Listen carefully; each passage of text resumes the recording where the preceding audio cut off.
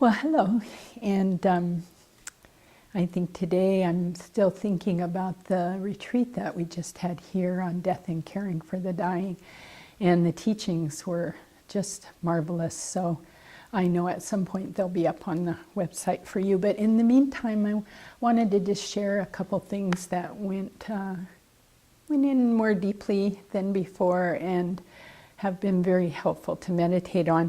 And the first one is just what a helpful thing it is to do to keep our deaths and the deaths of those around us in mind and on the cushion and off.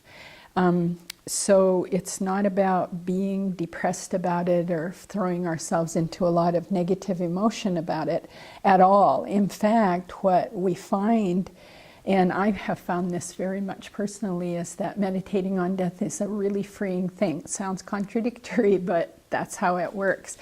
I think the reasons are, the first one is it's the truth. And I've always found in my life that if I run away from the truth, I get myself entangled in all kinds of very strange and not so helpful situations.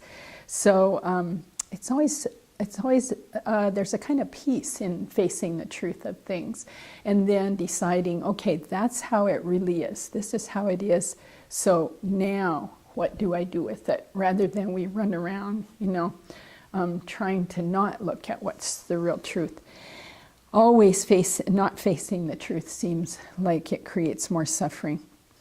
The other thought that is very helpful is that meditating on death cuts our attachment to things that are not useful to be attached to. So we were kind of making a joke today about it, but let's say you find yourself thinking of something and just ruminating, that kind of ruminating mind that goes round and round and round. Why isn't it this way? Why did he say that? Why did she say that? What should I do? What should I make for lunch? Why is the weather rainy today? All these things that we somehow make so important. And if you just have the thought off the cushion, if I died right now, is this where I want my mind to be?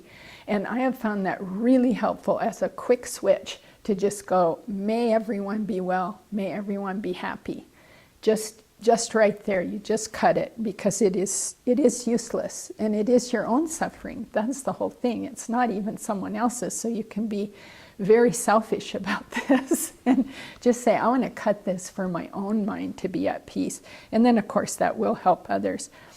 And the third thing that I really, really got this time more about death and dying is it really is a great kindness to prepare for it. And that is to prepare your living will, to prepare your medical directives, to prepare your family for how you want things to be given away. And you might not do this so directly with them because you don't need to freak people out, but just that we write these things up and be very clear. I know when my mother died, it was really helpful to the 4 siblings that everything was spelled out very, very clearly by her. So we knew what to do, there was no fighting, and we were already in so much pain, why add more? So it's really a great kindness to prepare for your death, both internally kind to yourself and externally kind to others.